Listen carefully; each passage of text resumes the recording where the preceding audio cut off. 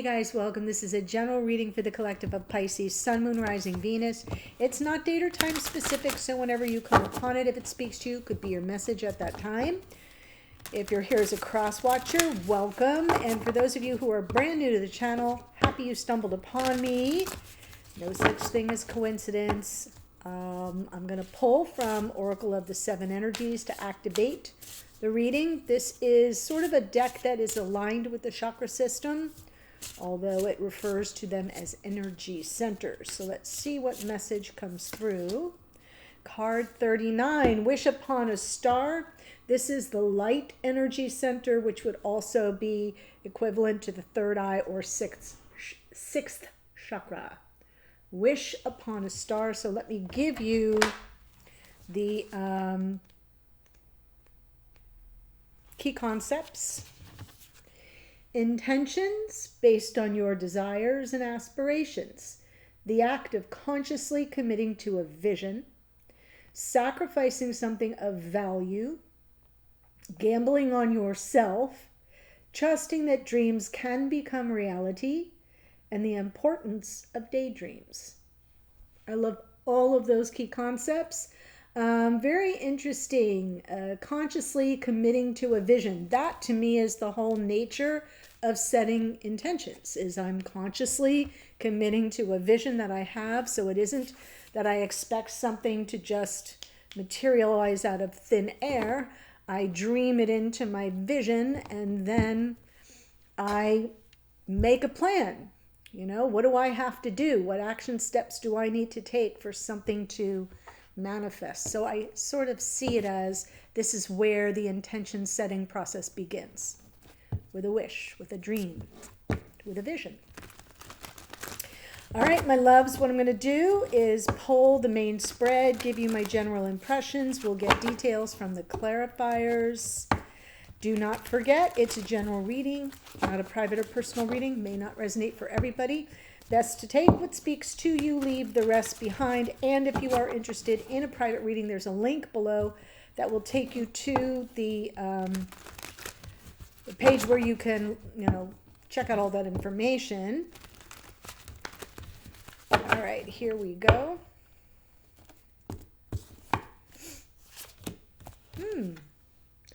Four of Swords, and hold on, the lighting is getting a little crazy. Four of Swords, deep thought, reflection, maybe some healing properties to this reading coming through. Yes, absolutely.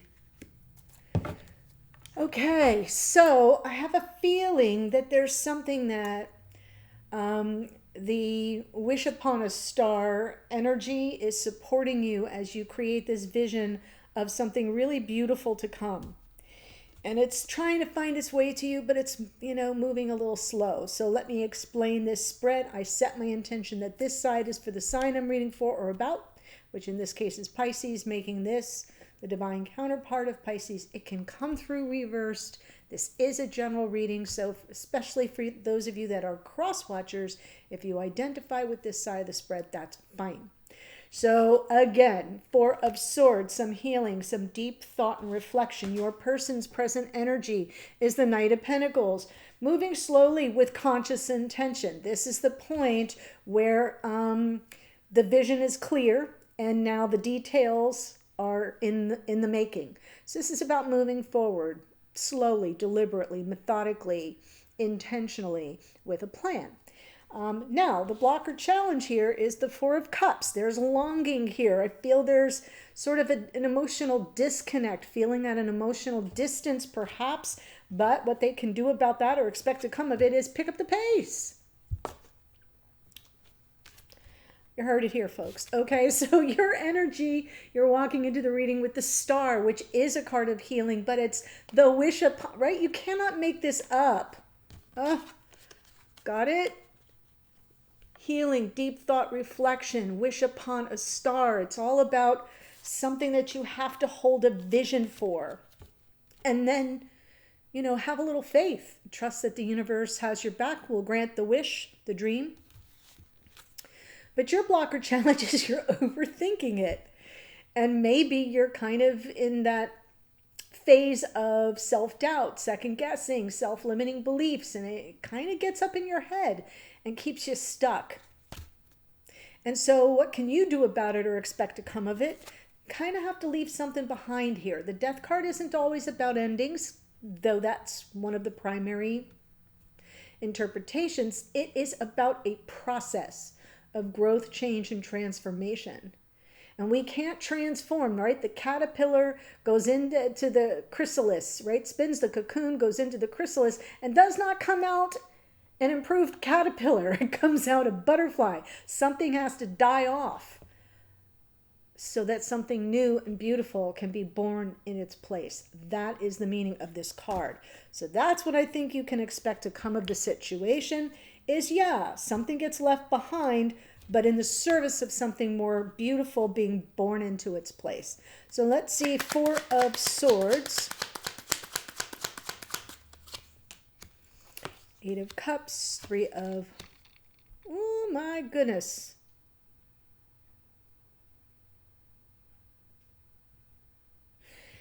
It's like somebody has been journeying. And then the other one has been anticipating the return.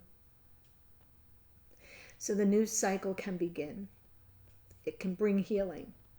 The World card underneath is telling me that behind the scenes, we're closing out a cycle and a new cycle is about to begin. That's pretty much how I describe this card.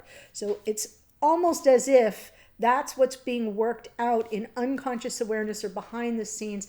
Someone who's been journeying, and I feel it may be this person because all the action cards are here. And you're sort of anticipating their return and the beginning of a new cycle and getting some closure to something else that has sort of been in the way and that you can therefore leave behind. So I'm feeling some evolution in this reading. Let's see, Knight of Pentacles.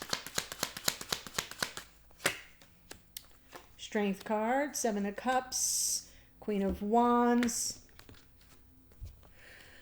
This person's in a process of sort of regaining their sense of personal determination, right?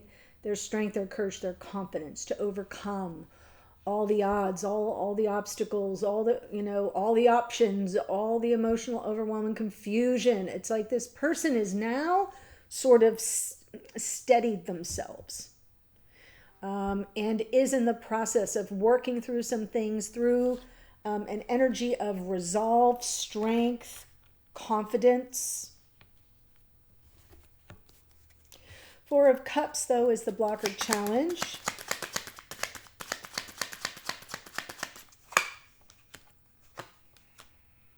Whoopsie. Yes. Aw.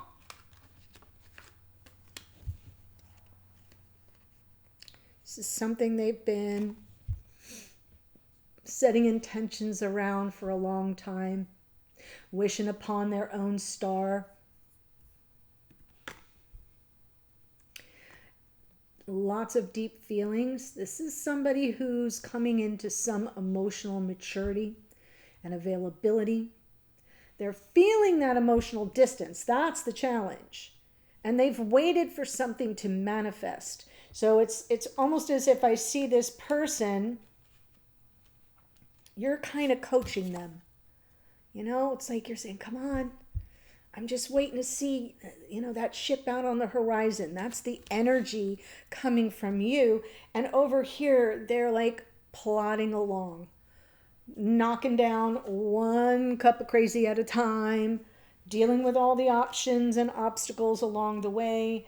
I do feel that this emotional disconnect has been bothersome, and they've been patient and trying to set intentions about manifesting something much more with more emotional depth. So I am seeing maturity and availability here, but yet they're still feeling kind of at a distance from you emotionally. Chariot,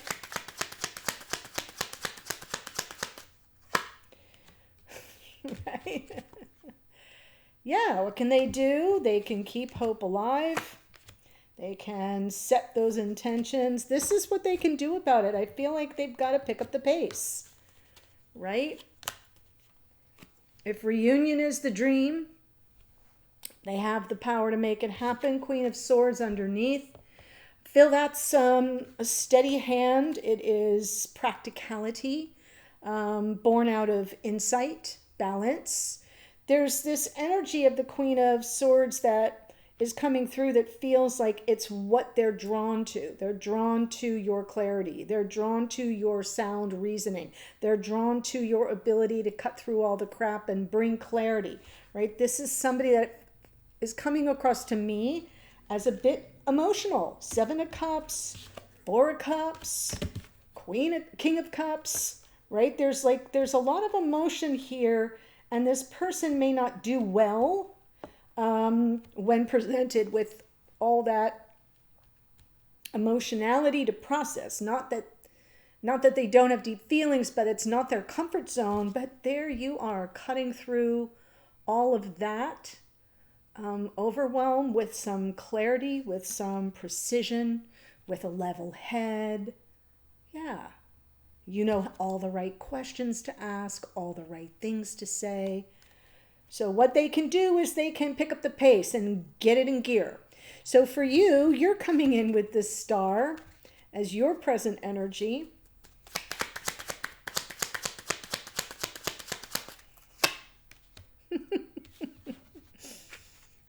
You guys, right? That 8 of Swords is getting in your way. 9 of Swords, 5 of Cups. So when I see this, I feel like you want a thing. You have a vision of a thing. And then you make yourself nuts. Literally. Right? 8 of Swords, 9 of Swords.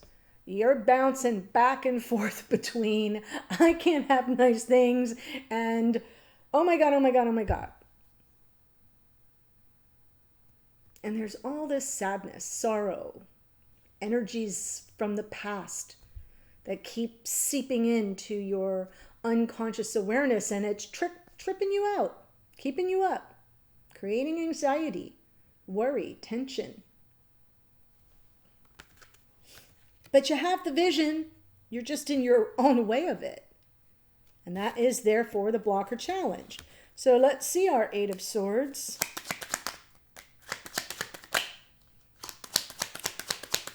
If it wants to flip, it'll flip. Queen of Cups, yes, very emotional. 2, all right.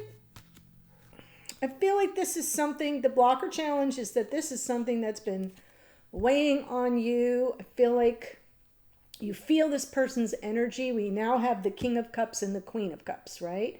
So there's a connection here at the level of heart and soul.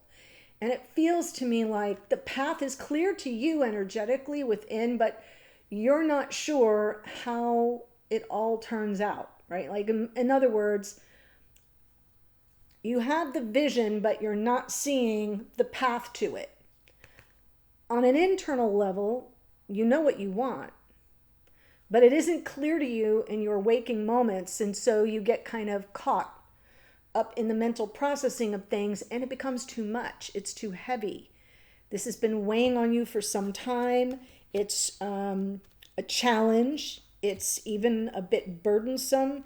It's probably drawing off your, whatever emotional reserves you have left. It's like you're riding on fumes at this point between the 8 of Swords and the 9 of Swords. It's a lot. And the 10 of Wands is like you're reaching that breaking point.